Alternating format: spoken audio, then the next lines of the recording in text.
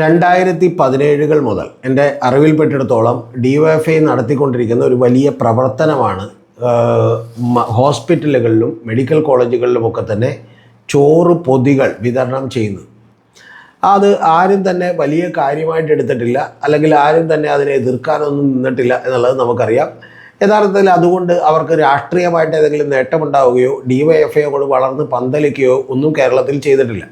പക്ഷേ എങ്കിലും അത് വളരെ നന്മ നിറഞ്ഞ ഒരു പ്രവർത്തനമാണ് എന്നുള്ളത് തന്നെയാണ് നമ്മുടെ മലയാളികളൊക്കെ മനസ്സിലാക്കിയിട്ടുള്ളത്. കാരണം അതിൽ നിരവധി കാര്യങ്ങൾ അടങ്ങിയിട്ടുണ്ട്. ഒന്ന്, ഈ ഹോസ്പിറ്റലുകളിലേക്കൊക്കെ പോകുന്ന നമ്മുടെ മെഡിക്കൽ കോളേജുകളിലേക്കും ജില്ലാ ഹോസ്പിറ്റലുകളിലേക്കും പോകുന്ന നിരവധി ആളുകൾ പെട്ടെന്നൊരു സുപ്രഭാതത്തിൽ ആളുകൾ പ്രതീക്ഷിച്ചിരിക്കാതെ അസുഖം വന്ന് അഡ്മിറ്റ് ചെയ്യപ്പെടുന്നവരാണ്. അങ്ങനെ അഡ്മിറ്റ് ചെയ്യപ്പെടുന്നവർ മിക്കവാറും തന്നെ എല്ലാ ആളുകളും തന്നെ ഒരുവിധം സാഹചര്യമുള്ള അല്ലെങ്കിൽ കുറച്ചുകൂടി സാമ്പത്തികമുള്ള ആളുകളൊക്കെ തന്നെ പ്രൈവറ്റ് ഹോസ്പിറ്റലുകളിൽ ചികിത്സ തേടും. അങ്ങനെയൊന്നും പറ്റാത്ത ആളുകളാണ് മഹാഭൂരിപക്ഷം ആളുകൾ ഇത്തരം ഹോസ്പിറ്റലുകളിൽ ചികിത്സ തേടുന്നത്. അപ്പോൾ അങ്ങനെയുള്ള ആളുകൾ പെട്ടെന്ന് അവരൊരു കൂലിപ്പണിക്കാരായിരിക്കും, അല്ലെങ്കിൽ അന്നത്തെ വേതനം കൊണ്ട് കഴിഞ്ഞു പോകുന്നവരായിരിക്കും. അപ്പോൾ സ്വന്തം കുട്ടിക്കോ അല്ലെങ്കിൽ അമ്മമ്മക്കോ അമ്മക്കോ ആർക്കെങ്കിലുമൊക്കെ അസുഖം വന്നിട്ടുണ്ടെങ്കിൽ അവർക്ക് ചിലപ്പോൾ ഒരു ചികിത്സിക്കാൻ വേണ്ടി അവരുടെ അടുത്ത് തന്നെ ബൈസ്റ്റാൻഡറായി നിൽക്കേണ്ടി വരും. അപ്പോൾ സ്വാഭാവികമായിട്ടും അവർക്ക് ജോലിക്ക് പോകാൻ കഴിയില്ല. അങ്ങനെ വലിയ ബുദ്ധിമുട്ടുകളിലേക്ക്, പെട്ടെന്നൊരു വലിയ സാമ്പത്തിക ബുദ്ധിമുട്ടുകളിലേക്ക് എത്തിപ്പെടുന്ന ആളുകളാണ്. അപ്പോൾ അവർക്ക് വളരെ ആശ്വാസമാകുന്ന ഒരു പദ്ധതിയാണ് DYFIയും അതുപോലെ തന്നെ ചില സ്ഥലങ്ങളിൽ നമ്മുടെ സംഘപരിവാറിൻ്റെയൊക്കെ തന്നെ ആളുകളൊക്കെ തന്നെ നടത്തിക്കൊണ്ടിരിക്കുന്നത് അങ്ങനെയുള്ള ഒരു പദ്ധതിയാണ്.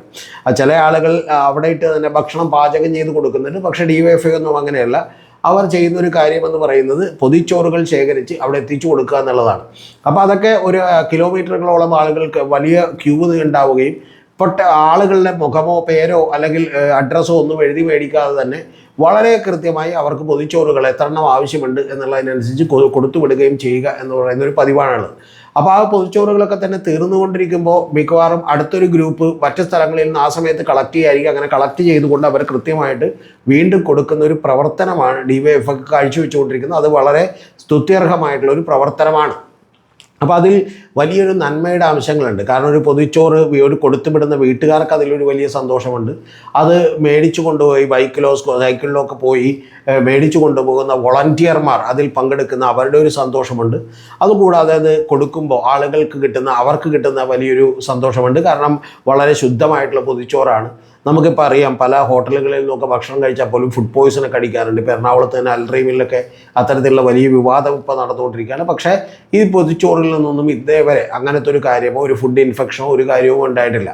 അപ്പോൾ അതുകൊണ്ട് തന്നെ അത് കൂട്ടിരിക്കുന്ന ആളുകൾക്ക് അവിടെ കാണാൻ വരുന്നവർക്കൊക്കെ തന്നെ വലിയ ഗുണകരമാകുന്ന ഒരു കാര്യമാണ്. കൂടാതെ എന്നോട് ഒരാൾ പറഞ്ഞിട്ടുള്ള ഒരു വാചകം എന്ന് പറയുന്നത്, ഇപ്പോൾ അവർ 2 ബൈസ്റ്റാൻഡേഴ്സൊക്കെ ആയിരിക്കും ചിലപ്പോൾ നിൽക്കുന്നുണ്ടാവുക. അപ്പോൾ ഒരു ബൈസ്റ്റാൻഡറൊക്കെ ഒരു രോഗിയുമാണ് ഉണ്ടാവുക. അപ്പോൾ ചിലപ്പോൾ 2 or 3 പൊതിച്ചോറൊക്കെ ചോദിച്ചാലും അവരെന്ത് ചെയ്യും, തരും. അപ്പോൾ അങ്ങനെ 2 പൊതിച്ചോറൊക്കെ മേടിക്കുമ്പോൾ അവർ രാവിലെ ചിലപ്പോൾ ഭക്ഷണം കഴിച്ചിട്ടുണ്ടാവില്ല. അപ്പോൾ ഒരു 10-12 മണിയാകുമ്പോൾ തന്നെ ഈ പൊതിച്ചോറ് കിട്ടും. ആ പൊതിച്ചോറ് 2 ഓരോരുത്തരും കഴിക്കും. പിന്നെ രാത്രിത്തേക്ക് വേണ്ടി ചിലപ്പോൾ ഒരു പൊതിച്ചോറ് മാറ്റി വെക്കുകയും ഒരു വൈകുന്നേരം 5 മണിയൊക്കെ ആകുമ്പോൾ അത് അല്ലെങ്കിൽ 6 മണിയൊക്കെ ആകുമ്പോൾ തന്നെ അത് കഴിക്കുകയും ചെയ്തിട്ടുണ്ടെങ്കിൽ തന്നെ ഒരു ദിവസത്തേക്ക് പിന്നെ വേറെ ഭക്ഷണമൊന്നും കഴിക്കേണ്ട ആവശ്യമില്ല. അതുമാത്രമല്ല, വളരെ ടേസ്റ്റി ആയിട്ടുള്ള വളരെ ഹെൽത്തി ആയിട്ടുള്ള ഒരു ഭക്ഷണമായിരിക്കും എന്ന് മാത്രമല്ല, മിക്കവാറും എല്ലാ പൊതികളിലും തന്നെ ആ പൊതിയുന്ന ആളുകൾ സ്നേഹം കൊണ്ട് ഒരാൾക്ക് കഴിക്കാനുള്ളതിൽ കൂടുതൽ ഭക്ഷണം ഉണ്ടാകും എന്നൊക്കെ ഉള്ളതും എന്നോട് പറഞ്ഞിട്ടുണ്ട്. പക്ഷേ ഇതിപ്പോൾ വലിയൊരു വിവാദമായി മാറിക്കൊണ്ടിരിക്കുകയാണ്. വിവാദമായി മാറിയത് ഇത്തരത്തിൽ പൊതിച്ചോറൊന്നും നൽകാൻ കഴിയില്ല എന്നുള്ളത് സുധാകരനെ പോലൊരാൾ വന്ന് പറഞ്ഞതാണ്. അങ്ങേയറ്റം മര്യാദകേടാണ്. അദ്ദേഹത്തിൻ്റെ അനിയൻ്റെ കൊലപാതകത്തിൽ പോലും KSU എന്നുള്ളത് എടുത്തു മാറ്റുകയും DSU എന്ന് പറയുകയും ചെയ്തിട്ടുള്ളതാണ്. അത് നമുക്കറിയാം. കൂടാതെ അദ്ദേഹം ഈ പറയുന്ന DYFIക്കാർ കൊടുക്കുന്ന പൊതിച്ചോറിനെ വാനോളം പുകഴ്ത്തിയിട്ടുള്ളതാണ്. 3 മാസങ്ങൾക്ക് മുമ്പ് വരെ പാർട്ടി സ്ഥാനം ഒരു MLA സീറ്റ് തന്നാൽ ഞാൻ മത്സരിക്കുമെന്ന് പറഞ്ഞിരുന്ന ഒരാളാണ്. അപ്പോഴൊന്നും ഇതിനൊരു കുഴപ്പമുണ്ടായില്ല. പക്ഷേ ഇപ്പോൾ അദ്ദേഹത്തിന് ഈ പൊതിച്ചോറുകളോട് പുച്ഛമായിരിക്കുന്നു എന്നുള്ളത് ഒരു പ്രധാനപ്പെട്ട കാര്യമാണ്.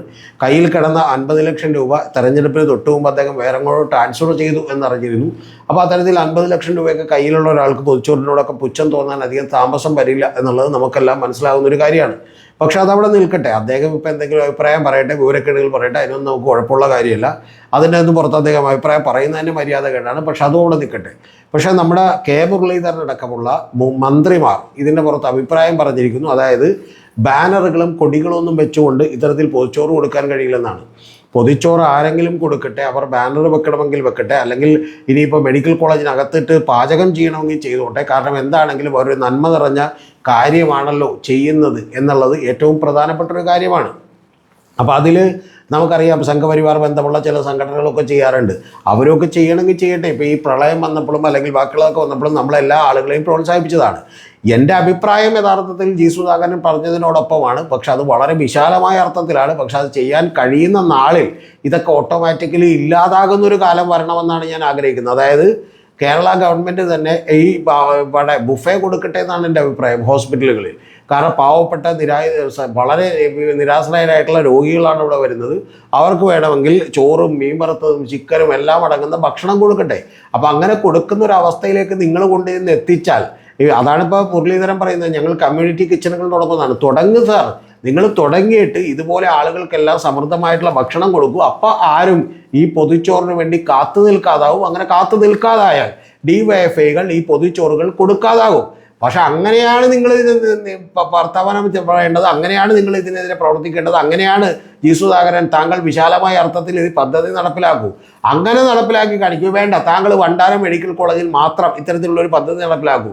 താങ്കൾ എന്ത് ചെയ്യും? ഒരു കാറ്ററിംഗ് സർവീസുകാരെ വിളിച്ചിട്ട് എല്ലാ ദിവസവും ഊണ് വേണം, അതിൻ്റെ പണം ഞാൻ തരാം എന്ന് പറഞ്ഞുകൊണ്ട് പദ്ധതി നടപ്പിലാക്കും. അപ്പോൾ ആളുകൾ അവിടത്തെ കഴിക്കുള്ളൂ. കാരണം അത് നല്ല ഫുഡാണ്, ഗംഭീരമായിട്ടുള്ള ഫുഡാണ്, ഇതുപോലെ ബുഫേ ആണ്, ആവശ്യത്തിനെടുത്ത് കഴിക്കുക, എത്ര വേണമെങ്കിലും കഴിക്കാമെന്നുണ്ടെങ്കിൽ ആളുകൾ അത് കഴിക്കും. അപ്പോൾ പൊതിച്ചോറ് ഓട്ടോമാറ്റിക്കലി നിർത്തും. അപ്പോൾ അങ്ങനെയുള്ള ഒരു പദ്ധതിയിലേക്ക് നിങ്ങൾ ആവിഷ്കരിക്കുന്നതിന് പകരം ഇതിൻ്റെ പിന്നിൽ അജണ്ട എന്താണ്? ഇതിൻ്റെ പിന്നിൽ അജണ്ട ആളുകളൊക്കെ പറഞ്ഞുകൊണ്ടിരിക്കുന്ന പോലെ ഡിവൈഎഫ്ഐയെ തകർക്കാനോ അല്ലെങ്കിൽ ഈ പറഞ്ഞ പോലെ സംഘപരിവാറിൻ്റെ ഏതെങ്കിലും സംഘടനകൾ വന്ന് ചെയ്യുന്നുണ്ടെങ്കിൽ അവരെ തകർക്കാനോ CPM-നെ തകർക്കാനോ മാത്രമുള്ളൊരു പദ്ധതി അല്ലേത്. അതാണ് എനിക്ക് നിങ്ങളോട് ഏറ്റവും പ്രധാനപ്പെട്ടത് പറയാനുള്ളത്. ഇതിൻ്റെ പിന്നിൽ വലിയ കോർപ്പറേറ്റ് അജണ്ട ഉണ്ട്. കാരണം എന്തുകൊണ്ടാണ്? ഇപ്പം നമ്മുടെ ഹോസ്പിറ്റലുകളിലേക്ക് 40,000-ഓളം ഭക്ഷണപ്പൊതികളാണ് കേട്ടോ ഒരു ദിവസം ഡിവൈഎഫ്ഐ കൊടുക്കുന്നത്. അപ്പോൾ 40,000-ഓളം ഭക്ഷണപ്പൊതികൾ ഡിവൈഎഫ്ഐ കൊടുക്കുന്നു എന്ന് പറഞ്ഞാൽ അതിൽ വളരെ കുറച്ച് മാത്രം സേവാഭാരതി കൊടുക്കുന്നു എന്ന് പറഞ്ഞാൽ മറ്റേ ചില ആളുകൾ ഈ പറഞ്ഞ പോലെ CH സെൻറ്റർ പോലെയുള്ള മുസ്ലിം ലീഗിൻ്റെ ചില സന്നദ്ധ സംഘടനകൾ കൊടുക്കുന്നുണ്ടെന്ന് ചോദിച്ചാൽ ഏതാണ്ട് അതിൻ്റെ 95% കൊടുക്കുന്നത് ഡിവൈഎഫ്ഐക്കാരാണ്. അങ്ങനെ കൊടുക്കുന്ന ആളുകളും ഈ സേവാഭാരതിയും ഈ CH സെൻറ്ററും ഒക്കെ ഇത് കൊടുക്കണ്ട എന്ന് നിങ്ങൾ തീരുമാനിക്കാൻ കാരണം എന്താണ്? മുസ്ലിം ലീഗ് അതിനെതിരെ പറഞ്ഞിട്ട് പോലും ഈ ഗവൺമെൻറ് ഇപ്പോൾ ആ നിലപാടെടുക്കുന്നതിന് പിന്നിലെ കാരണം എന്താണെന്ന് നിങ്ങൾക്കറിയോ? ഗവൺമെൻറ് ഹോസ്പിറ്റലുകളിൽ കഴിഞ്ഞ 10 കൊല്ലങ്ങൾ കൊണ്ട് വലിയ രീതിയിലുള്ള ഡെവലപ്മെൻറ്റ്സ് ഉണ്ടായിട്ടുണ്ട്. നമ്മുടെ അവയവമാറ്റ ശസ്ത്രക്രിയകൾ ജില്ലാ ഹോസ്പിറ്റലുകളിൽ നടത്തുന്ന ലെവലിലേക്ക് നമ്മുടെ ഹോസ്പിറ്റൽ രംഗം പുരോഗമിച്ചിട്ടുണ്ട്. അങ്ങനെ പുരോഗമിച്ചിട്ടുള്ള ഒരു ഹോസ്പിറ്റലുകളിലുള്ള 2 പ്രധാനപ്പെട്ട കാര്യങ്ങൾ: ഒന്ന്, ഇപ്പോൾ അവിടെ ചെന്നിട്ടുണ്ടെങ്കിൽ ഫ്രീ ആയിട്ട് ചികിത്സ കിട്ടും. രണ്ടാമത്തത് മരുന്ന് കിട്ടും. അതുപോലെ ടെസ്റ്റുകൾ എടുക്കാനുള്ള സൗകര്യങ്ങളുണ്ട്. നമ്മൾ അവിടെ കൊടുക്കാതിരുന്ന ഒരേ ഒരു കാര്യം എന്ന് പറയുന്നത് ഭക്ഷണം കൂടിയാണ്. ആ ഭക്ഷണം കൂടി അവിടെ ഫ്രീ ആയി ഇപ്പോൾ DYFI പോലെയുള്ള സേവാഭാരതി പോലെയുള്ള CH സെൻറ്റർ പോലെയുള്ള സംഘടനകൾ കൂടി കൊടുക്കുന്നു എന്ന് പറഞ്ഞാൽ സ്വാഭാവികമായിട്ടും എല്ലാ സൗകര്യങ്ങളും ഉണ്ടാകുന്നു. അങ്ങോട്ടുള്ള ആളുകളുടെ നമ്പർ, അതിനെ ആശ്രയിക്കുന്നവരുടെ നമ്പർ നിരന്തരമായി കൂടിക്കൊണ്ടിരിക്കുന്നു എന്ന് പറയുന്ന ഒരു യാഥാർത്ഥ്യമുണ്ട് കഴിഞ്ഞ 10 കൊല്ലങ്ങൾ കൊണ്ട്. ഇത് മാത്രമല്ല യാഥാർത്ഥ്യമുള്ളത്. നമ്മുടെ ഇവിടെ നേരത്തെ ഉണ്ടായിരുന്ന ചെറിയ ക്ലിനിക്കുകൾ, അതായത് പബ്ലിക് ഹെൽത്ത് സെൻ്ററുകൾ എന്ന് വിളിക്കപ്പെട്ടുള്ള ക്ലിനിക്കുകളെ പിണറായി സർക്കാർ കുടുംബാരോഗ്യ കേന്ദ്രങ്ങളാക്കി മാറ്റുകയും അവിടെ ഉച്ചവരെ ഇരുന്നിരുന്ന ഡോക്ടറെ മുഴുവൻ സമയ ഡോക്ടറാക്കി മാറ്റുകയും കൂടാതെ ഒരു നേഴ്സ് അടക്കമുള്ള ആളുകൾ അവിടെ തന്നെ വിൽക്കുകയും അവിടെ യഥാർത്ഥത്തിൽ ടെസ്റ്റുകൾ നടത്താനുള്ള സൗകര്യങ്ങൾ ഒരുക്കുകയും അവിടെ നിന്ന് തന്നെ മരുന്ന് കൊടുക്കാനുള്ള സൗകര്യങ്ങളും ഒരുക്കിയതിൻ്റെ ഫലം എന്താണെന്നറിയാമോ? നേരത്തെ ഏറ്റവും ലോവർ മിഡിൽ ക്ലാസ് ആളുകൾ മാത്രം പോയിക്കൊണ്ടിരുന്ന അത്ര സ്ഥലങ്ങളിൽ ഈ പറയുന്ന പോലെ മിഡിൽ ക്ലാസ്സും അപ്പർ മിഡിൽ ക്ലാസ്സുമായിട്ടുള്ള ആളുകൾ പോലും ചെല്ലുന്ന അവസ്ഥയിലേക്ക് എത്തി. എനിക്ക് വളരെ കൃത്യമായിട്ടറിയാം. 2 സെൻറ്ററുകൾ ഞാൻ എൻ്റെ അടുത്തുണ്ട്, നിരന്തരമായി കാണുന്നതാണ്. ഒന്നൊരു ആയുർവേദ ഇതുപോലെയുള്ള ക്ലിനിക്കുണ്ട്, ഗവൺമെൻറ് തന്നെയാണ്. അവിടെ 5 രൂപ കൊടുത്തിട്ടുണ്ടെങ്കിൽ അവിടെ വലിയ തോതിൽ ചികിത്സ കിട്ടും. അതുപോലെ തന്നെ രണ്ടാമത്തേത് ഇതുപോലെ പൊതു ആരോഗ്യ കേന്ദ്രങ്ങളാണ്. ആ കേന്ദ്രങ്ങളിലെല്ലാം വലിയ തോതിൽ തിരക്ക് കൂടിയപ്പോൾ ആയിരക്കണക്കിന് 1700-ലധികം വരുന്ന ക്ലിനിക്കുകൾ പൂട്ടിപ്പോയെന്നൊരു കണക്കുണ്ട്. പക്ഷെ അതുപോലും ഞാൻ വിശ്വസിക്കുന്നില്ല. അതിനേക്കാൾ കൂടുതലായിരിക്കും അത്തരത്തിൽ ഉള്ള ക്ലിനിക്കുകൾ പൂട്ടിപ്പോയി. കാരണം അവിടെയൊക്കെ പോകണമെങ്കിൽ 300 രൂപ വേണം, അല്ലെങ്കിൽ 500 രൂപ വേണം. പക്ഷെ അതൊന്നും ആവശ്യമില്ലാതെ കേരളത്തിലെ ആളുകൾക്ക് വലിയ ചികിത്സാ സൗകര്യം കിട്ടുന്ന ഇത്തരത്തിലുള്ള ക്ലിനിക്കുകൾ തുടങ്ങി. ഇത് കൂടാതെയാണ് ഈ പറയുന്ന വലിയ സൗകര്യങ്ങൾ ഒരുക്കുന്ന ജില്ലാ താലൂക്ക് തല ഹോസ്പിറ്റലുകൾ തുടങ്ങിയിട്ടുള്ളത്. അവിടെ ആ ഹോസ്പിറ്റലുകളെ എങ്ങനെ പൊളിക്കാം എന്നുള്ളതിൻ്റെ ഏറ്റവും പ്രധാനപ്പെട്ട കാരണം, പൊളിക്കേണ്ട ആവശ്യം ആർക്കെന്ന് ചോദിച്ചാൽ അതിൻ്റെ ഗുണഭോക്താവ് ആരെന്ന് ചോദിച്ചാൽ ഇവിടുത്തെ പ്രൈവറ്റ് മെഡിക്കൽ സൂപ്പർ സ്പെഷ്യാലിറ്റി ഹോസ്പിറ്റലുകളാണ്. അതൊരു വലിയ മാഫിയ ലോബിയാണ്. ആ ലോബിയുടെയൊക്കെ സമ്മർദ്ദ ഫലമായിട്ടാണ് കഴിഞ്ഞ തവണയൊക്കെ തന്നെ നമ്മുടെ മാധ്യമങ്ങൾ 100 ഈ പറയുന്ന പോലെ ചികിത്സയിൽ 100 പിഴവുകൾ ഉണ്ടാകുമ്പോൾ ആ 100 പിഴവുകളിലും മെഡിക്കൽ എററുകൾ ഉണ്ടാകുമ്പോൾ അതിൽ 7 എണ്ണം മാത്രമേ ഗവൺമെൻറ് ഹോസ്പിറ്റലുകളിൽ സംഭവിക്കുന്നുള്ളൂ.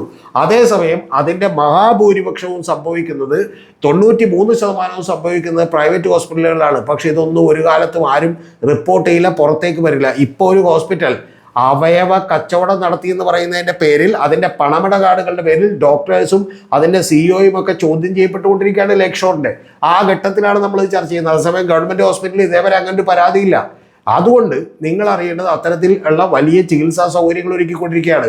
അതുകൊണ്ടാണ് ഈ പറയുന്ന പല വാർത്തകളും ഗവൺമെൻറ് ഹോസ്പിറ്റലിൽ മോശം ചികിത്സയാണ്, ചെന്നാൽ ഈ പറയുന്ന പോലെ ഇടത് കണ്ണിന് പോലെ വലത് കണ്ണ് അവർ എന്ത് ശസ്ത്രക്രിയ ചെയ്യും എന്ന് പറയുന്ന വലിയ പ്രചരണം നടക്കുന്നത്. അതേസമയം അത്തരത്തിലുള്ള 97 കേസുകൾ പ്രൈവറ്റ് ഹോസ്പിറ്റലുകളിൽ നടത്തി ഒരു പ്രചരണവും നടക്കാത്തത് പണം കൊണ്ട് ഈ മീഡിയകളെല്ലാം വിലക്ക് മേടിച്ചുകൊണ്ടാണ്. ഇനി അടുത്ത ഏറ്റവും പ്രധാനപ്പെട്ട കാര്യമുണ്ട്. ഏതാണ്ട് 11 കോടിയിലധികം വരുന്ന ആളുകൾ, 11,80,00,000 ആളുകളാണ് ഗവൺമെൻറ് ഹോസ്പിറ്റലുകളിൽ ഒ പി ആയിട്ട് ചെല്ലുന്നത്. അപ്പോൾ അതിൽ നിന്ന് ഒരു 10% 20% ഇങ്ങോട്ട് മാറ്റിയില്ലെങ്കിൽ പ്രൈവറ്റ് ഹോസ്പിറ്റലുകൾക്ക് നിലനിൽക്കാൻ കഴിയില്ല. ആ പ്രൈവറ്റ് ഹോസ്പിറ്റലുകളെ നിലനിൽക്കാൻ വേണ്ടിയിട്ടാണ് യഥാർത്ഥത്തിൽ ഈ ചോറ് പൊതി ആദ്യമേ തന്നെ കട്ട് ചെയ്യാൻ തീരുമാനിക്കുന്നതിൻ്റെ ലക്ഷ്യം. അതാണ് ഇതിൻ്റെ ഏറ്റവും പ്രമുഖമായിട്ടുള്ള ലക്ഷ്യം. അല്ലാതെ ഇതിനെ നിസ്സാരമായി കാണേണ്ട ഒരു കാര്യമല്ല. ഇനി ഈ കേരളത്തിലേക്ക് കഴിഞ്ഞ പിണറായി വിജയൻ സർക്കാരിൻ്റെ ഏറ്റവും അവസാന കാലങ്ങളിൽ നിങ്ങൾ അറിയേണ്ടത് 6,800 കോടി രൂപയുടെ ഇൻവെസ്റ്റ്മെൻറ്റ് വന്നിട്ടുണ്ട്. ബ്ലാക്ക് സ്റ്റോൺ അടക്കമുള്ള റിയൽ എസ്റ്റേറ്റ് കമ്പനികൾ കേരളത്തിലെ ഹോസ്പിറ്റലുകളിലേക്ക് ഇൻവെസ്റ്റ് ചെയ്തിട്ടുണ്ട്. അവർക്ക് ഹോസ്പിറ്റലിലേക്ക് പോകുന്നതല്ല പ്രശ്നം, അവരുടെ പ്രശ്നം പണം ഇറക്കുക, പണം വാരുക എന്നുള്ളത് മാത്രമാണ്. അവർക്ക് ഹോസ്പിറ്റലുകളൊന്നും നടത്തി പരിചയമുള്ളവരല്ല. കൂടാതെ ഏതാണ്ട് 3,000 കോടി രൂപ അനധികൃതമായി, അതായത് ഈ പറയുന്ന പുറമേ കാണിച്ചിട്ടുള്ള 6,000 കോടി അല്ലാതെ 3,000 കോടി രൂപയ്ക്ക് ഒരുപാട് ചെറുകിട ഹോസ്പിറ്റലുകൾ ഇവർ വാങ്ങിയിട്ടുണ്ട്. അപ്പോൾ അത്തരം ഹോസ്പിറ്റലുകളെല്ലാം കൂടി ഒരുക്കുന്ന വലിയൊരു ബിസിനസ് രംഗമുണ്ട്, അവരുടെ വളർച്ചയുണ്ട്. ആ വളർച്ച ഉണ്ടാകണമെങ്കിൽ ഈ മെഡിക്കൽ കോളേജുകളും ജില്ലാ ഹോസ്പിറ്റലുകളൊക്കെ ഇല്ലാതാകണം. ആ ഇല്ലാതാകുന്നതിന് ചില പദ്ധതികൾ UDF ഉണ്ടോയെന്ന് നമുക്ക് സംശയമുണ്ട്. ആ പദ്ധതിയുടെ ഭാഗമായിട്ടാണ് 85 ലക്ഷത്തോളം വരുന്ന കേരളത്തിലെ കുടുംബങ്ങളിൽ ഓരോരുത്തർക്കും, ഓരോ വീടുകളിലെ ഓരോരുത്തർക്കും 25 ലക്ഷം രൂപയുടെ ഇൻഷുറൻസ് എന്ന് പറയുന്ന പദ്ധതി പ്രഖ്യാപിച്ചിട്ടുള്ളത്. ആ പദ്ധതി പ്രഖ്യാപിക്കുമ്പോൾ എന്താ സംഭവിക്കുന്നത്? ഒരു 30,000 കോടി രൂപയെങ്കിലും ഏറ്റവും കുറഞ്ഞത് നമ്മളൊരു ഈ പറയുന്ന പ്രീമിയമായിട്ട് അടക്കേണ്ടി വരും ഒരു കൊല്ലം. അങ്ങനെ 30,000 കോടി രൂപ പ്രീമിയം അടക്കുമ്പോൾ എന്താ സംഭവിക്കാമെന്ന് നമുക്കറിയോ? നമ്മുടെ ആളുകൾക്കെല്ലാം 25 ലക്ഷം രൂപയുടെ ഇൻഷുറൻസ് കിട്ടിയാൽ നല്ല കാര്യമൊന്നും വിചാരിക്കും. പക്ഷെ അങ്ങനെ വരുമ്പോൾ എന്ത് ചെയ്യുമെന്ന് വെച്ചാൽ ആ ഇൻഷുറൻസ് കിട്ടിയ ആളുകളൊക്കെ തന്നെ പ്രൈവറ്റ് ഹോസ്പിറ്റലുകളിൽ പോയി ചികിത്സിക്കും. എന്ന് പറഞ്ഞാൽ ജനറൽ ഹോസ്പിറ്റലുകളിലും താലൂക്ക് ഹോസ്പിറ്റലുകളിലും മെഡിക്കൽ കോളേജുകളിലുമൊക്കെ തന്നെ ആളുകൾ ഇല്ലാതാകുന്ന ഒരു അവസ്ഥ വരും. കാരണം കാശ് അവിടെ പോയാൽ AC റൂമുകളിൽ സുഖകരമായ ചികിത്സ കിട്ടുമെങ്കിൽ പിന്നെ ഇവിടെ വരേണ്ട ആവശ്യമുണ്ടോ? പക്ഷേ ഇതിൻ്റെ പ്രശ്നം എന്താണെന്ന് വെച്ചാൽ അൾട്ടിമേറ്റ്ലി ആർക്കാണ് നഷ്ടമെന്ന് പറഞ്ഞാൽ കേരളത്തിലാണ്. കാരണം ഇപ്പോൾ കേരളത്തിൽ ഒരു വർഷം മുടക്കുന്നത് 12,000-13,000 കോടി രൂപയാണ് ഹെൽത്ത് സെക്ടറിൽ നമ്മൾ മുടക്കുന്ന പണം. യഥാർത്ഥത്തിൽ ആ 12,000-13,000 കോടി രൂപയുടെ ഒപ്പം ഒരു 7,000 കോടി രൂപ കൂടി മുടക്കിയാൽ, ഒരു 20,000 കോടി രൂപ മുടക്കിയാൽ ഇവിടെയുള്ള ഗവൺമെൻറ് ഹോസ്പിറ്റലുകൾ വളരെ ഗംഭീരമാവുകയും ആളുകൾക്ക് വേണ്ട സൗകര്യങ്ങൾ ഒരുക്കാൻ കഴിയുകയും ചെയ്യുന്ന അവസ്ഥയിലേക്ക് എത്തും. യഥാർത്ഥത്തിൽ ഇപ്പം ക്ലിനിക്കുകളൊക്കെ പൂട്ടിപ്പോയതുപോലെ ചെറുകിട ഹോസ്പിറ്റലുകളിൽ പൂട്ടിപ്പോകും. കുറച്ച് കഴിയുമ്പോൾ വൻകിട ഹോസ്പിറ്റലുകളും ഇൻ്റർനാഷണൽ ലെവലിലുള്ള രോഗികൾ എത്തിയില്ലെങ്കിൽ പൂട്ടിപ്പോകുന്ന ഒരു അവസ്ഥയിലേക്ക് എത്തും. അങ്ങനെ അവസ്ഥയിലേക്ക് എത്താതിരിക്കാൻ ആ കോർപ്പറേറ്റുകളെ സഹായിക്കുന്നതിന് വേണ്ടിയിട്ടുള്ള പദ്ധതികൾ, പരിപാടികൾ കേരളത്തിൽ നടന്നുകൊണ്ടിരിക്കുകയാണ്. ആ നടന്നുകൊണ്ടിരിക്കുന്നതിൻ്റെ ആദ്യ ഘട്ടമായിട്ടാണ് നിങ്ങൾ അറിയേണ്ടത് ഈ പറയുന്ന പൊതിച്ചോറുമേ കയറി പിടിച്ചേക്കണതും അതിൻ്റെ വിതരണം കുറച്ചേക്കണതും. കാരണം ഏറ്റവും ആദ്യം അങ്ങനെയെങ്കിലും രോഗികളെയും അങ്ങോട്ട് വരുന്നവരെയും ബുദ്ധിമുട്ടിക്കാൻ പോകുന്നു. കാരണം ഒരു ചെറിയ അട്രാക്ഷൻ കൂടിയാണത്. കാരണം നമ്മൾ അവിടെ ചികിത്സിക്കാൻ പോയിട്ടുണ്ടെങ്കിൽ പിന്നെ ഭക്ഷണത്തിനൊന്നും കാശ് മുടക്കണ്ട, ആരും ഫുഡ് വീട്ടിൽ നിന്ന് കൊണ്ടുവന്ന് തരാൻ വേണ്ടി ബുദ്ധിമുട്ടണ്ട. അവിടെ പൊതിച്ചോറ് കിട്ടും. ആ പൊതിച്ചോറ് കൊണ്ട് വേണമെങ്കിൽ ഒരു ദിവസം ഒരാൾക്ക് സുഖകരമായിട്ട് കഴിയാം. കാരണം ഒരു പൊതിച്ചോറിന് ഒരു 2 പൊതിച്ചോറ് ചോദിച്ചാലും അവർ കൊടുക്കും. അപ്പോൾ അതുകൊണ്ട് തന്നെ അവരാരെയും നിരാശപ്പെടുത്തില്ല. അല്ലെങ്കിൽ ഇനിയിപ്പോൾ അവർക്ക് വേറെ എന്തെങ്കിലും ബുദ്ധിമുട്ടുണ്ടെന്ന് പറഞ്ഞാൽ ഇവരൊക്കെ വരുന്നത് കൊണ്ട് അതിനും അവർ സഹായിക്കും. അപ്പോൾ അതുകൊണ്ട് തന്നെ അത്തരം സഹായങ്ങളെ ആദ്യപടിയായി നിർത്തലാക്കുക, ഇവരുടെ വരവ് തന്നെ ഹോസ്പിറ്റലിലേക്ക് ഇല്ലാതാക്കുക. അങ്ങനെയാണെങ്കിൽ പുറം ലോകത്തിന് അവിടെ ഉണ്ടാകാൻ പോകുന്ന ബാക്കിയുള്ള പ്രശ്നങ്ങൾ കൂടി അറിയില്ല. അപ്പോൾ അത്തരത്തിലുള്ള ഒരു കോർപ്പറേറ്റ് വൽക്കരണത്തിൻ്റെ ആദ്യപടിയായിട്ടാണ്. അല്ലാതെ ജി സുധാകരൻ ഈ രാഷ്ട്രീയ വൈരാഗ്യം മാത്രം വെച്ച് പറഞ്ഞേക്കണതല്ല. അങ്ങനെ വെച്ച് പറഞ്ഞതാണെങ്കിൽ ബാനർ വെച്ചുകൊണ്ട് ഇത് നടത്താൻ പറ്റില്ല എന്നൊക്കെയുള്ള ഒരു വാചകത്തിലേക്ക് കെ മുരളീധരന് മാറേണ്ട ഒരു ആവശ്യമില്ല. ഇത്തരത്തിൽ കോർപ്പറേറ്റ് കമ്പനികളുമായിട്ടുള്ള ചില ഡീലുകളുടെ ഭാഗമായിട്ടാണോ സതീശൻ്റെ തന്നെ ഒരാളായിട്ടുള്ള മുരളീധരനെ അത്തരത്തിലുള്ള ഒരു കാര്യം ഏൽപ്പിച്ചത് എന്ന് പോലും സംശയിക്കാനിടയുള്ള നിരവധി സാഹചര്യങ്ങൾ നമ്മുടെ കേരളത്തിലുണ്ട് എന്നുള്ളത് എൻ്റെ പ്രിയപ്പെട്ട പ്രേക്ഷകർ മറക്കരുത്.